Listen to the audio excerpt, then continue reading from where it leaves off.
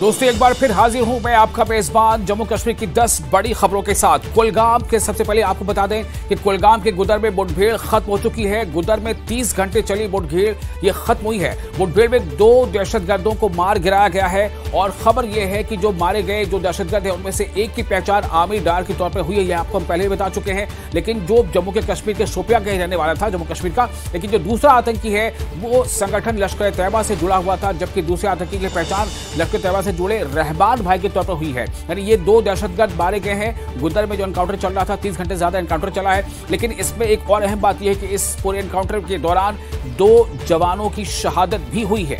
डोडा से आम आदमी पार्टी के एमएलए महराज मलिक को पीएसए के तहत गिरफ्तार करने के बाद हालात काफी गरमा गए हैं और हर तरफ से इसको लेकर के ये जो तनाजा है मजीद गहराता जा रहा है, क्योंकि इसको लेकर जहां एक तरफ जो महराज मलिक के जो सपोर्टर्स हैं, जो हिमायती है, वो जहां पर सड़कों पर आकर प्रदर्शन कर रहे हैं, वहीं दूसरी तरफ पॉलिटिकल पार्टीज ने भी इसको कंडेम किया है और लगभग तमाम पार्टियों ने जो पार्टीज इसकी मुखालफत कर रही, जैसे वो पीडीपी हो या कांग्रेस हो या नेशनल कॉन्फ्रेंस हो, इन तमाम पार्टियों का ये कहना है कि उनकी गिरफ्तारी पीएसए के तहत किया जाना ये गैर मुनासिब है और प्रदर्शन भी उनके गिरफ्तारी के खिलाफ खूब हुए हैं और बवाल भी देखने को मिला है। वहीं महराज मलिक की गिरफ्तारी को लेकर चीफ मिनिस्टर उमर अब्दुल्ला ने कहा है कि महराज मलिक पर पीएसए यानी पब्लिक सेफ्टी एक्ट लगाना गलत है, अनुचित है, गैर मुनासिब है। उन्होंने कहा कि बेवजह बेगुनाहों को परेशान किया जा रहा है। जो कुछ उन्होंने ऐसा कुछ किया नहीं है कि जिसके चलते उनके ऊपर पीएसए लगाया जाना चाहिए। सीएम अब्दुल्ला ने बराबर सवाल किया कि उन्होंने बताइए ना उन्होंने क्या किया। उन्होंने पूछा कि उमर अब्दुल्ला ने पूछा कि उन्होंने किया ही क्या है, क्या किया उन्होंने कि पीएसए लगाया गया। क्या उनका ये कहना था कि महराज मलिक का कोई भी ऐसा काम नहीं है जो किसी भी तरह से पब्लिक सेफ्टी के लिए खतरा बनता हो। तो उनका यही कहना है कि महराज मलिक ने जो उनको गिरफ्तार किया गया है पीएसए के तहत, ये कार्रवाई गैर मुनासिब है। इसी बीच आपको बता दें कि महराज मलिक के घर वालों ने चीफ मिनिस्टर उमर अब्दुल्ला से भी मुलाकात की है और उनसे अपना दुख जो है वो साझा किया है। जो वहाँ पे पहले गलती हुई उस गलती का किसी ने न माफ़ी मांगी ना हमें समझाने की कोशिश की, लेकिन उसके बाद जब लोगों के जज्बात सामने आए तो सारा जो है इंतज़ामिया का गुस्सा उनके खिलाफ। पहले तो जिस वजह से ये हुआ उसका हमें समझा दीजिए, क्या ज़रूरत पड़ी थी ये पत्थर लगाने की। तो चूंकि आम आदमी पार्टी के विधायक हैं महराज मलिक, जो डोडा से विधायक है, पूरे जम्मू कश्मीर में आम आदमी पार्टी के वो अकेले विधायक है, इकलौते विधायक हैं, वो पीएसए के तहत गिरफ्तार किए गए हैं। इसलिए अब एक और अहम खबर ये आ रही है कि आम आदमी पार्टी के राज्यसभा मेंबर पार्लियामेंट संजय सिंह बुधवार को यानी कि आज के दिन वो आने वाले हैं जम्मू कश्मीर और वो इस मामले में न सिर्फ ये कि जो अब पार्टी फंक्शनरी हैं उनसे मुलाकात करेंगे, बातचीत करेंगे, आम आदमी पार्टी के जितने भी बाकी दूसरे बड़े मेंबर्स हैं उनसे बातचीत करेंगे, बल्कि इस मामले को लेकर उन्होंने कहना है कि हम इस मामले को लेकर के हम इसको हर सतह पर इस मामले को उठाएंगे। संजय सिंह ने भी कहा है कि जो कुछ किया गया है यानी कि पीएसए की तरफ से जो गिरफ्तारी की गई है यह बिल्कुल गलत है। उन्होंने कहा कि देश में पहला ऐसा मामला है कि मौजूदा किसी विधायक को पीएसए के तहत गिरफ्तार किया गया है। उन्होंने सवाल उठाया कि क्या वो आतंकी है। तो ये आपको बता दें कि संजय सिंह जो मेंबर पार्लियामेंट है आम आदमी पार्टी के, वो जम्मू कश्मीर आने वाले हैं और इस गिरफ्तारी के बाद से जो हालात वहां पर बन रहे हैं और जो वहां पर लगातार प्रदर्शन हो रहे हैं आम आदमी पार्टी के विधायक महराज मलिक के सपोर्ट में, उनसे बारे में वो तमाम पार्टी के लोगों से बातचीत करेंगे। और इसी बीच एक और अहम खबर अनंतनाग से ये खबर आई है, जहां पर अनंतनाग में गुलाम अहमद मीर जो कांग्रेस के सीनियर लीडर हैं, कांग्रेस के प्रदेश अध्यक्ष भी रह चुके हैं पहले गुलाम अहमद मीर जम्मू कश्मीर में, तो गुलाम अहमद मीर ने भी महराज मलिक की गिरफ्तारी पर अपना रद्दअमल जाहिर किया। उनका कहना है कि ये गिरफ्तारी जो हुई है इसके हम इसे कंडेम करते हैं, ये गिरफ्तारी किसी भी तरह से सही नहीं है।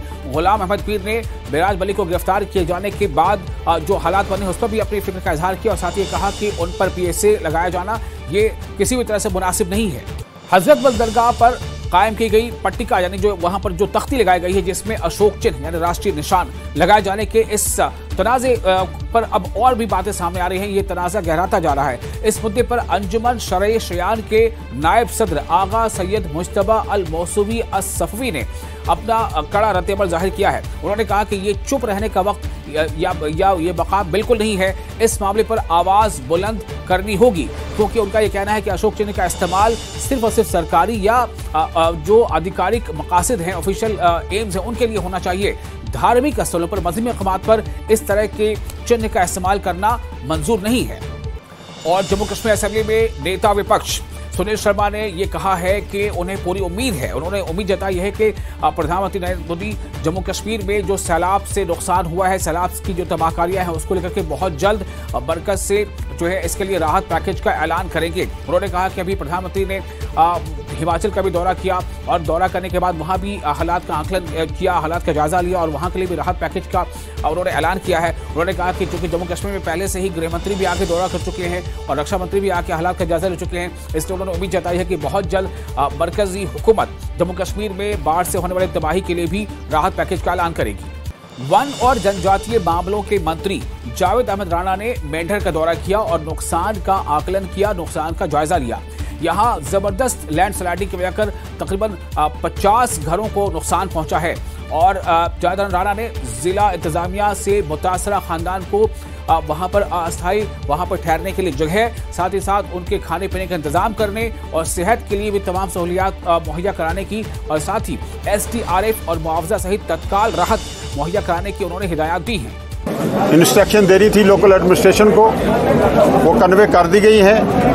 इन लोगों का मुतासरीन जो है उनकी जो टेम्परेरी सेटलमेंट के लिए, उनके रिलीफ के लिए, उनके अकोमोडेशन के लिए लोकल एडमिनिस्ट्रेशन को कन्वे कर दिया गया है। और इसकी जो एरिया डैमेज हुआ है, जो बर्बाद हुआ है लैंडस्लाइड से, इसका भी इंशाल्लाह ताला मैंने यहाँ कह दिया है कि ये खुद जो है वो सरकार इनको तैयार करके ये एरिया डैमेज जो है तैयार करके इंशाल्लाह हम देंगे। राजस्व अधिकारियों ने बाढ़ और सिंचाई विभाग के साथ मिलकर गांदरबल में अतिक्रमण विरोधी अभियान चलाया।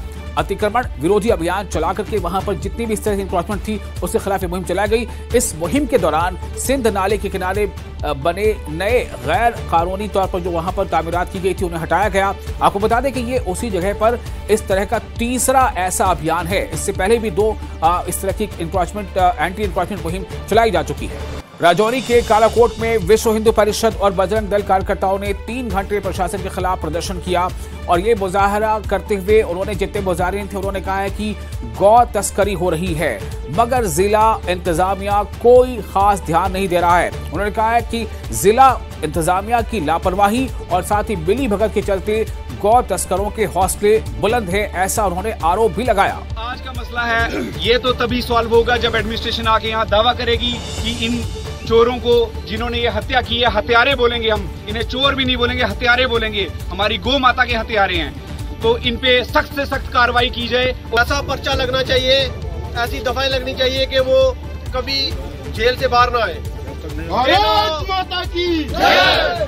जेलों की छोटी सी दफा लगा के उनको अंदर तो ले आए, मगर 4 दिन के बाद हम देखेंगे वो फिर खुलेआम घूम रहे हैं।